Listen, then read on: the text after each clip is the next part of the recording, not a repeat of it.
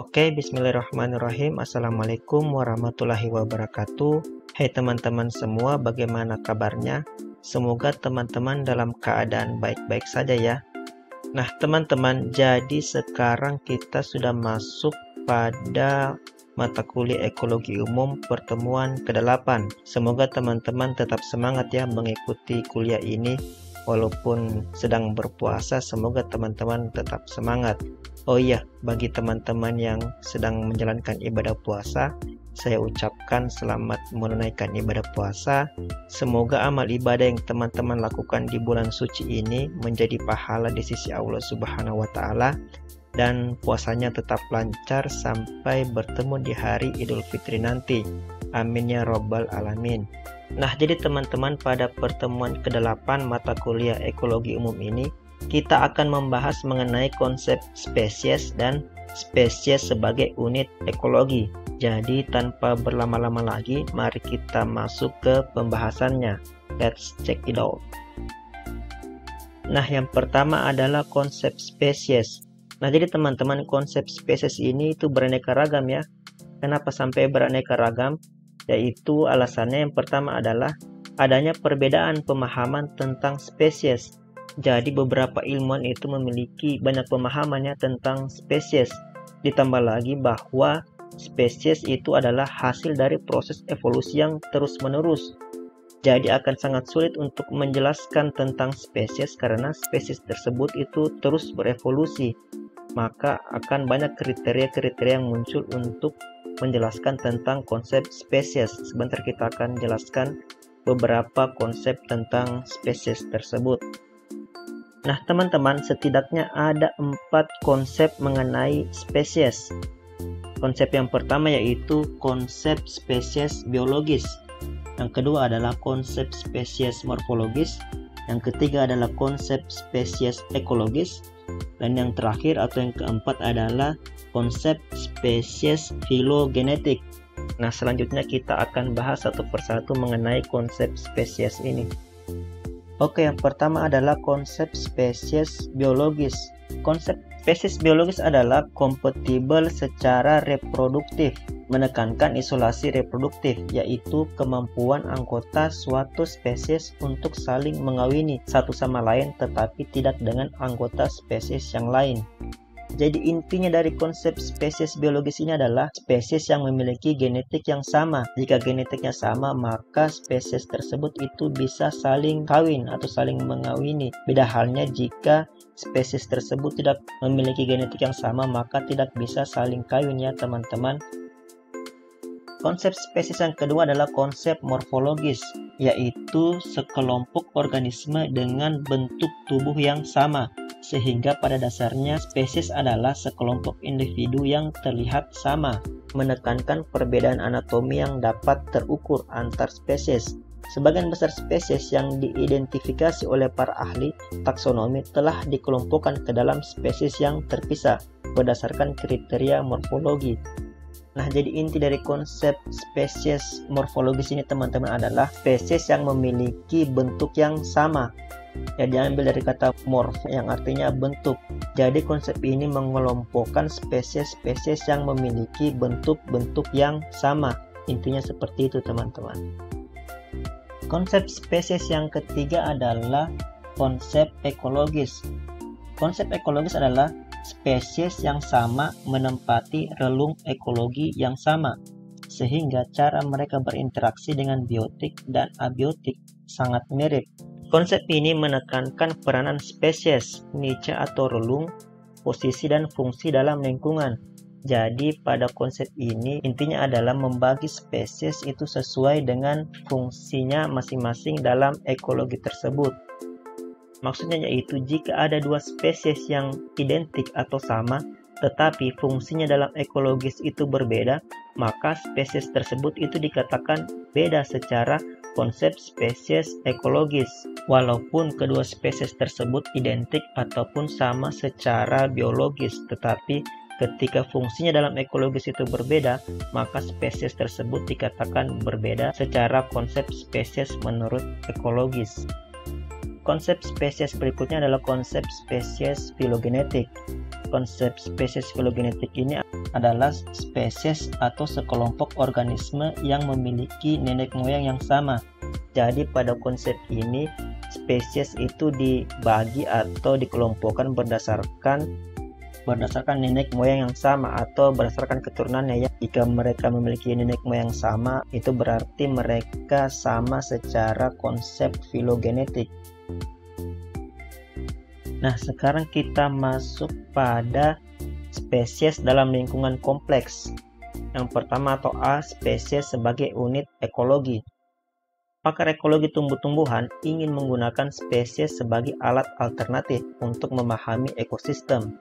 Bila mana kebutuhan spesies dapat dipahami, sumber dayanya diketahui, maka keberadaan spesies tersebut dengan sifat-sifatnya dapat dipergunakan untuk memperkirakan kondisi lingkungan.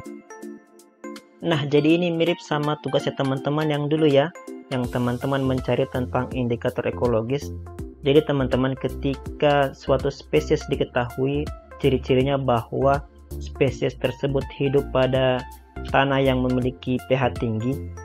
Misalnya tanaman A itu cuma bisa hidup pada tanah yang ber-pH tinggi, itu berarti lingkungan tersebut atau tanah yang ditempati hidup tanaman tersebut memiliki pH yang tinggi.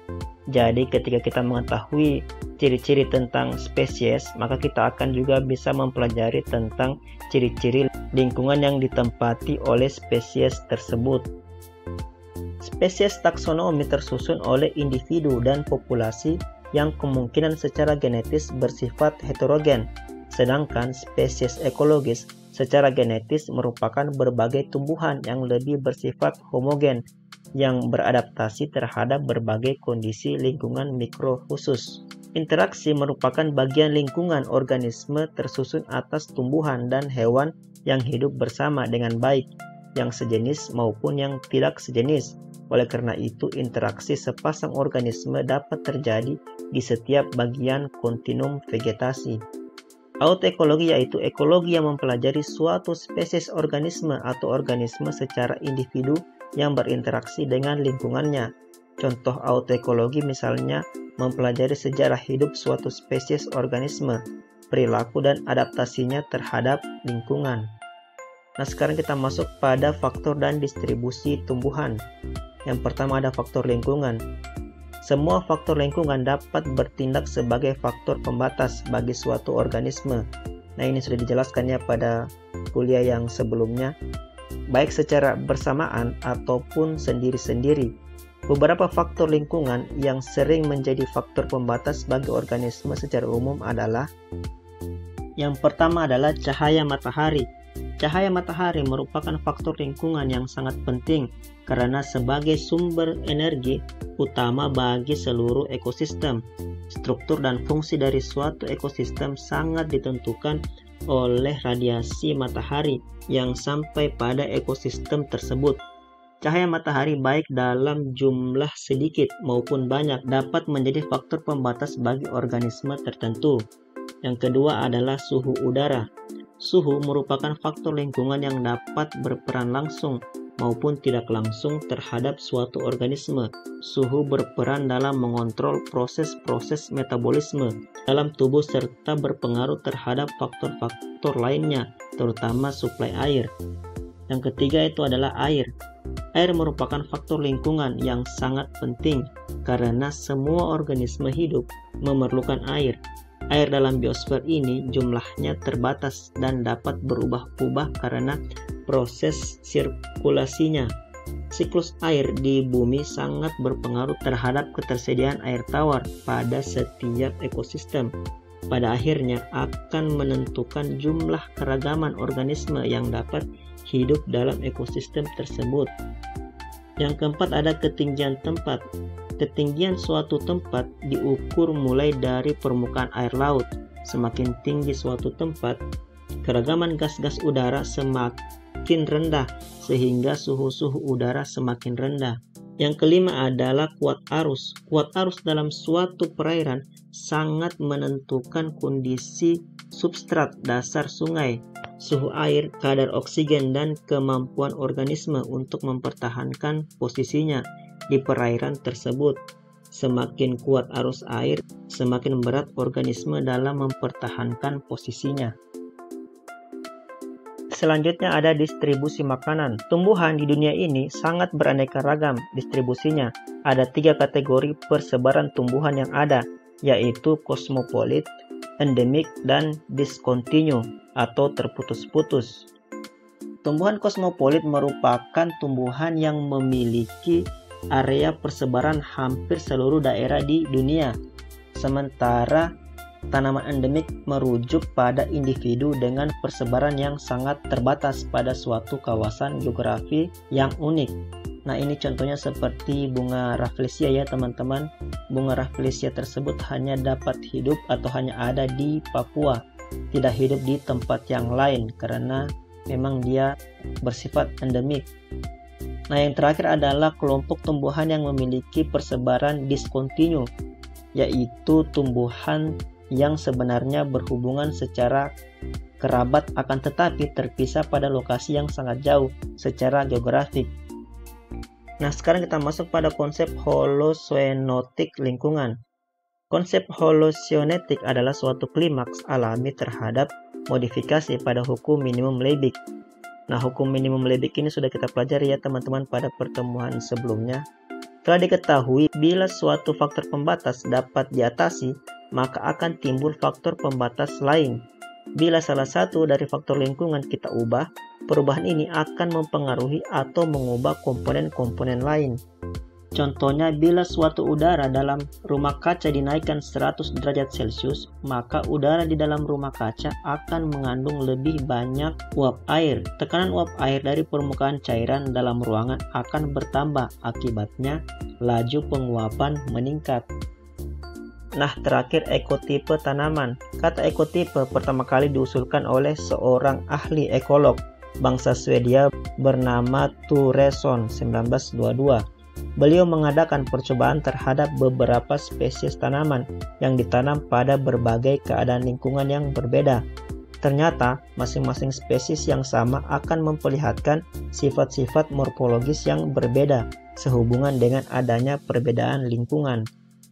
Ekotipe merupakan salah satu respon genetik tumbuhan terhadap suatu habitat tertentu. Ekotipe dapat digunakan untuk menjelaskan spesies yang bervariasi, jelas dari segi geografi, populasi yang jarang yang beradaptasi terhadap suatu kondisi lingkungan spesifik.